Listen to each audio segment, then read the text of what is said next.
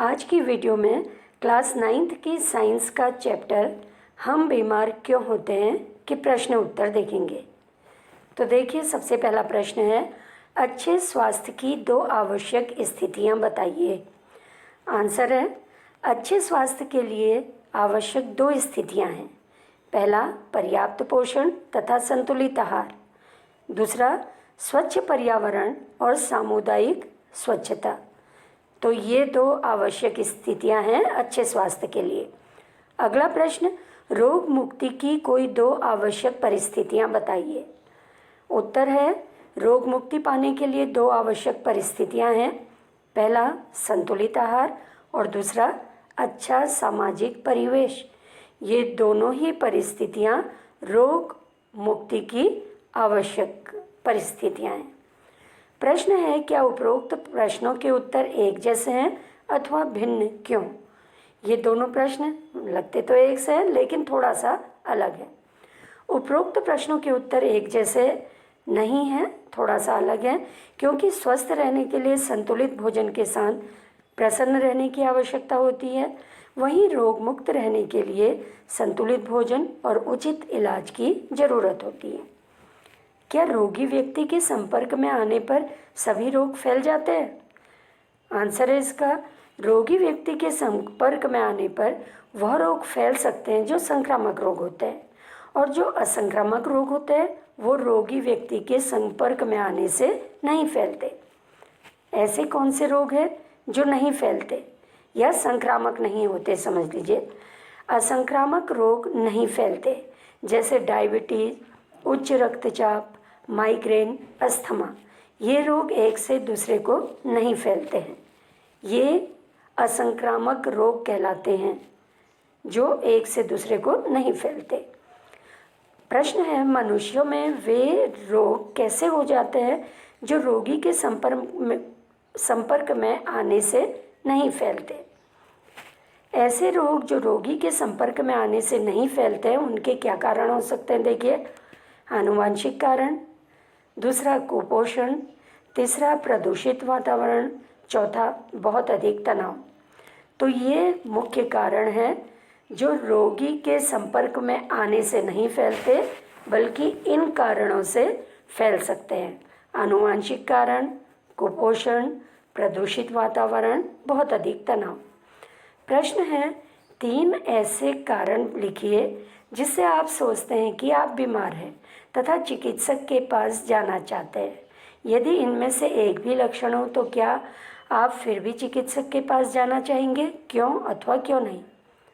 ऐसे 3 कारण जिससे हम सोचते हैं कि हम बीमार हैं, चिकित्सक के पास जाना चाहिए, ये हैं सिर दर्द होना, लगातार खांसी, पेट दर्द। इनमें से एक भी लक्षण होने पर चिकित्सक के पास अवश्य जाना चाहिए, क्योंकि कोई भी एक लक्षण किसी बड़ी बीमारी का संकेत हो सकता है।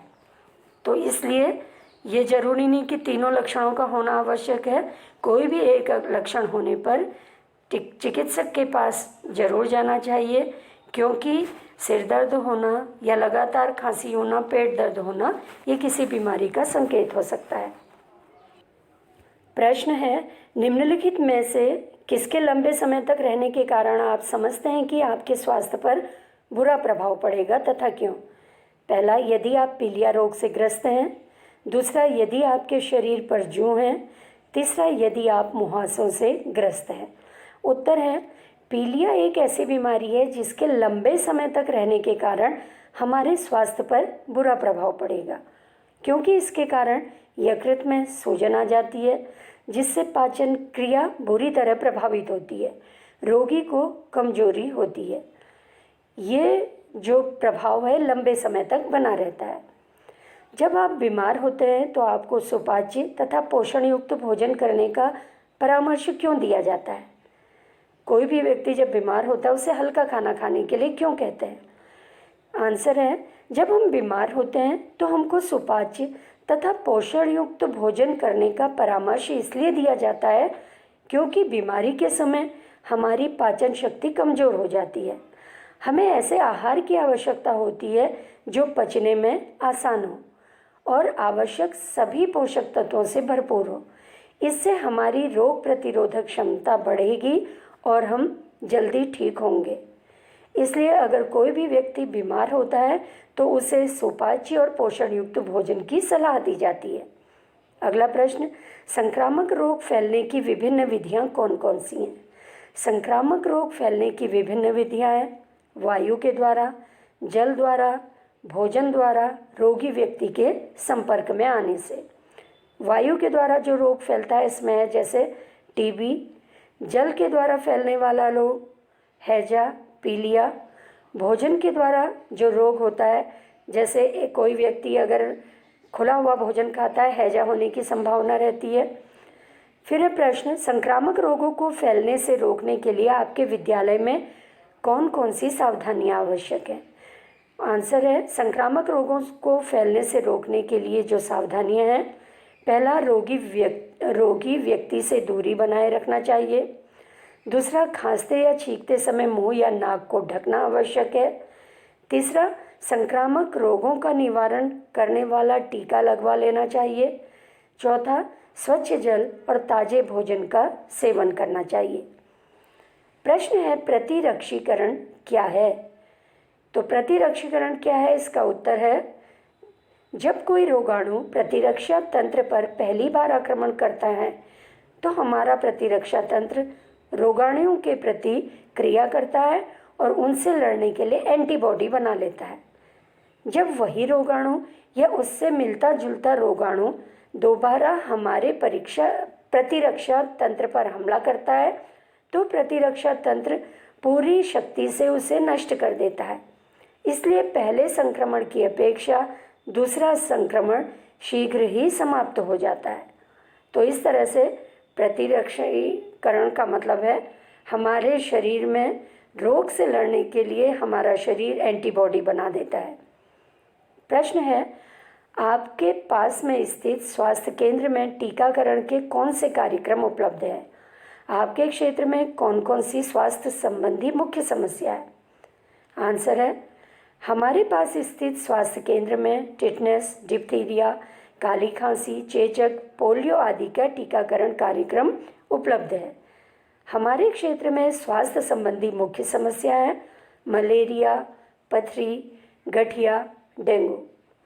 तो इसका आंसर हर स्टूडेंट का अलग भी हो सकता है क्योंकि हर एक स्टूडेंट अलग क्षेत्र में रहता है और उनके क्षेत्र में स्वास्थ्य संबंधी जो समस्या है वो अलग हो सकती हैं। तो इस तरह से स्वास्थ्य संबंधी जो मुख्य समस्या है वो हमारे क्षेत्र में जल भराव की स्थिति होने से मच्छरों की संख्या ज़्यादा है। फिर ये प्रश्न, पिछले 1 वर्ष में आप कितनी बार बीमार हुए? बीमारी क्या थी? पहला, इन बीमारियों को हटाने के लिए आप अपनी दिनचर्या में क्या परिवर्तन करेंगे? अगला है, इन बीमारियों से बचने के लिए आप अपने पास पड़ोस में क्या परिवर्तन करना चाहेंगे? इसका उत्तर हर स्टूडेंट का अलग हो सकता है।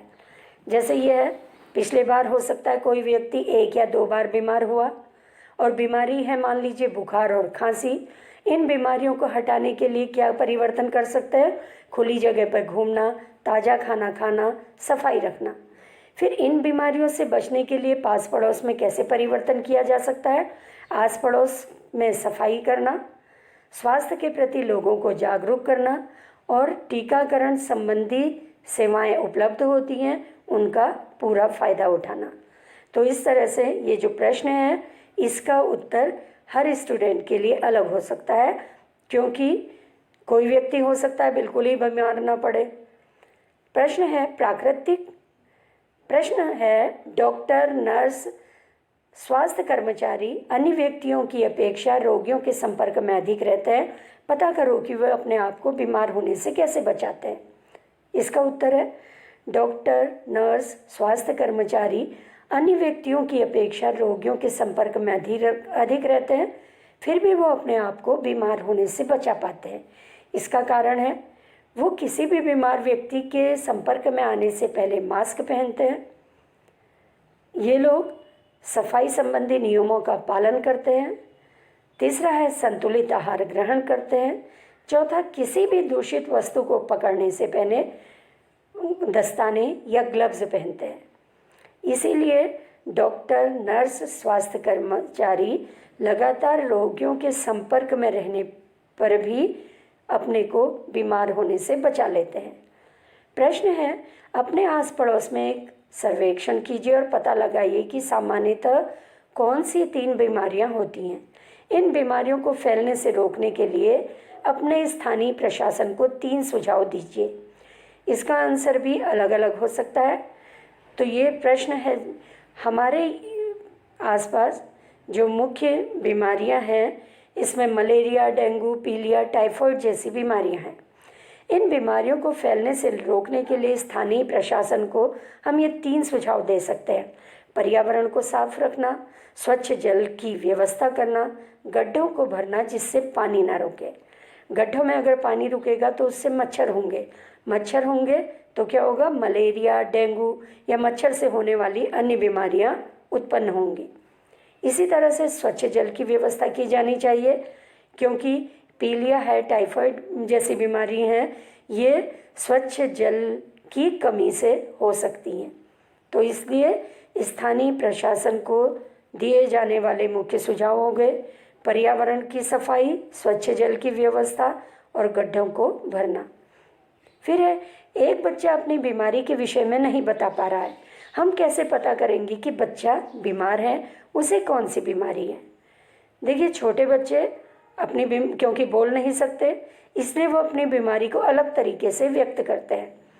जैसे अगर कोई बच्चा लगातार रोता रहता है, खाना समय पर नहीं खा रहा है, सो ठीक से नहीं रहा है, तो इसका मतलब बच्चा बीमार है।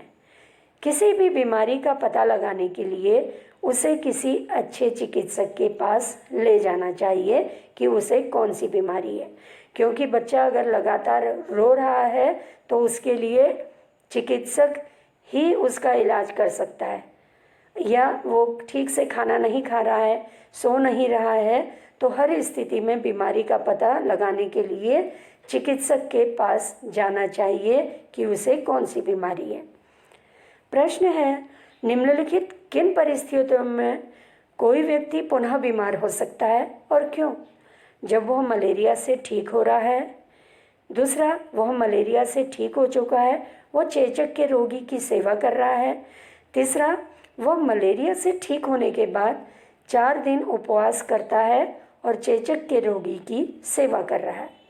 तो इसका आंसर है तीसरा वाला, क्योंकि अगर मलेरिया से ठीक होने के बाद कोई व्यक्ति 4 दिन उपवास करता है और चेचक के रोगी की सेवा कर रहा है तो वह व्यक्ति फिर से बीमार हो सकता है, क्योंकि लंबे समय तक भूखा रहने से उसके शरीर में पोषक तत्वों की कमी हो जाएगी, उसकी रोग प्रतिरोधक क्षमता कम हो जाएगी, क्योंकि उसको पोषक तत्वों की कमी हो गई है, जिसके कारण वह व्यक्ति बीमारी की चपेट में आसानी से आ सकता है।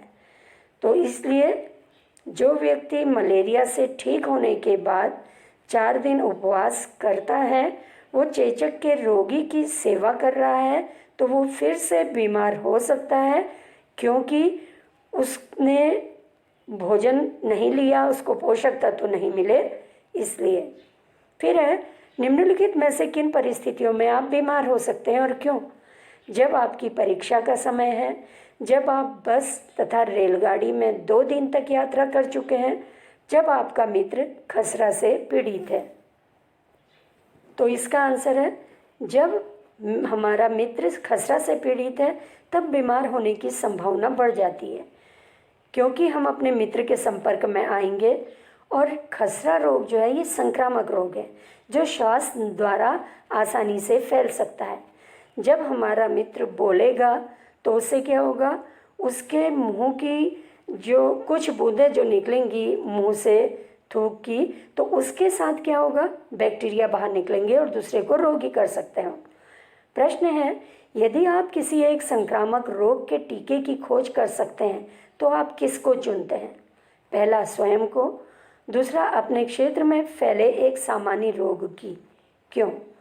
तो देखिए, इसका आंसर है, यदि आप किसी एक संक्रामक रोग के टीके की खोज कर सकते हैं तो अपने क्षेत्र में फैले एक सामान्य रोग को चुनेंगे, क्योंकि यदि अपने क्षेत्र में फैले सामान्य रोग का इलाज नहीं किया जाएगा तो वह अनियंत्रित होकर तेजी से फैलेगा, और अगर अनियंत्रित होकर तेजी से बीमारी फैलेगी तो उसको कंट्रोल करना मुश्किल हो जाएगा। इसलिए अगर संक्रामक रोग के टीके की खोज कर सकते हैं तो अपने आसपास जो बीमारी फैल रही है उसको ध्यान में रखा जाएगा।